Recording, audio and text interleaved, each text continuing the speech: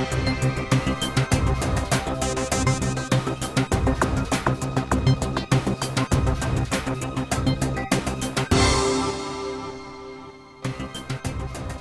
et bienvenue sur Flash TV. Aujourd'hui, mardi 15 novembre 2011. Voici les titres de cette édition. Une femme de 51 ans, gravement blessée, retrouvée dans le coma à son domicile de Sainte-Clotilde. Information et prévention dans le cadre de la journée internationale contre le diabète. Le salon régional de l'éducation, c'est à partir de demain au parc de l'exposition de Saint-Denis. Madagascar, la feuille de route du nouveau Premier ministre Omer Bérézic.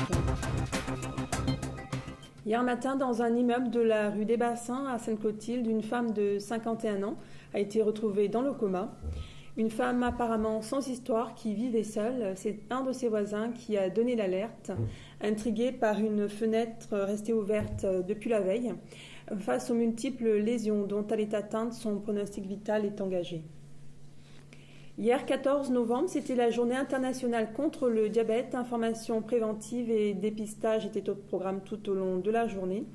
Rencontre avec un diabétologue au CHR de Belle-Pierre, le docteur Marie-Paul Boyer.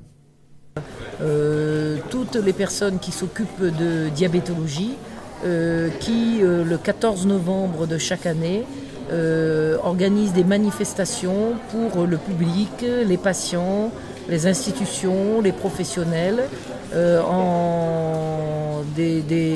Ces manifestations concernent la journée mondiale du diabète. C'est pour sensibiliser tout ce monde à la connaissance de cette maladie, son dépistage précoce, sa prise en charge, les différents traitements et les soins, et ce, de façon à éviter au long cours la survenue de complications.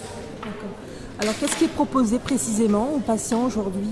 Aujourd'hui, il est proposé d'abord des informations avec remise de documents sur les différents types de diabète.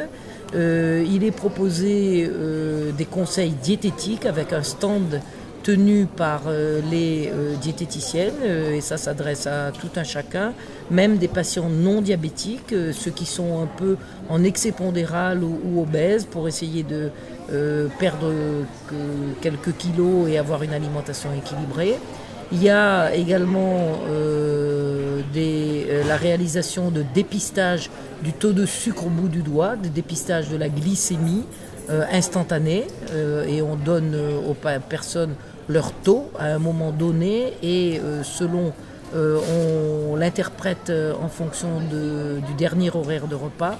Et il y a également prise de tension artérielle, prise du poids, calcul de l'indice de masse corporelle, c'est-à-dire le poids rapporté à la taille, pour savoir si on est en poids normal, en surpoids ou obèse. Je crois que la maladie est en nette évolution, La Réunion. Je crois que le nombre de patients diabétiques a doublé en 10 ans, d'après ce que j'ai pu lire. Oui, cette proportion, ce qu'on appelle prévalence, est environ de 10% dans la population générale versus 3,5% en territoire métropolitain.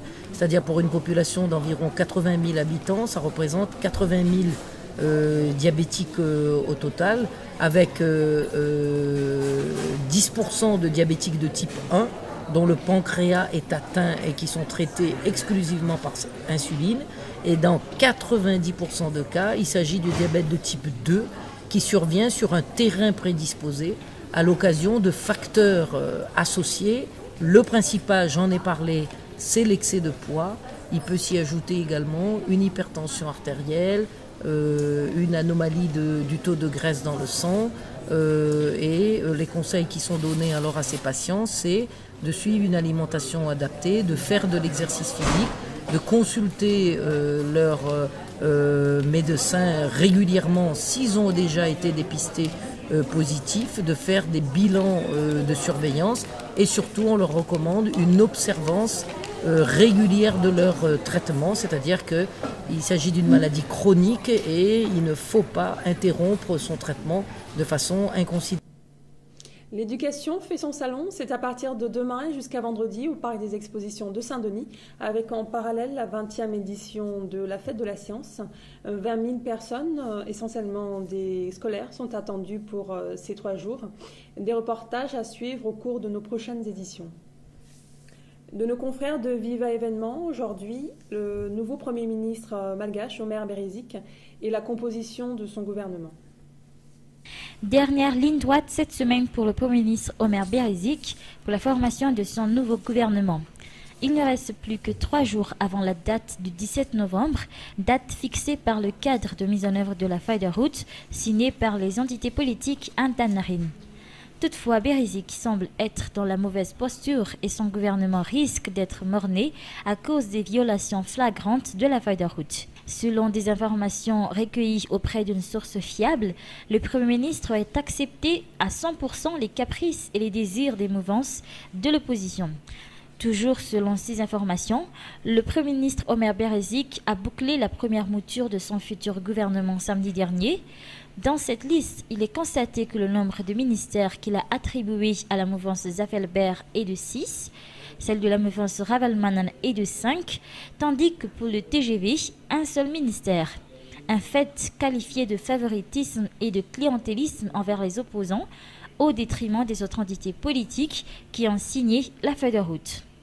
De plus, le Premier ministre aurait accepté une liste additive à la liste proposée par la mouvance Ravalman le vendredi dernier. Alors, pourquoi Omer Bérézik n'a-t-il pas demandé aux autres entités de proposer à leur tour une liste additive pour chacune de leurs listes? Une violation flagrante des termes de la feuille de route, car la date fixée pour la remise de la liste des candidats ministrables a été fixée vendredi dernier. Dans sa démarche, le locataire de Mazouarif risquera de compromettre la formation de son gouvernement et pire encore, le processus de sortie de crise. Bref, Emangalazabis. C'est la fin de cette édition. Merci de votre fidélité. Je vous retrouve demain pour l'édition de la mi-journée. En attendant, l'info continue sur flashtv.re. Très bon après-midi.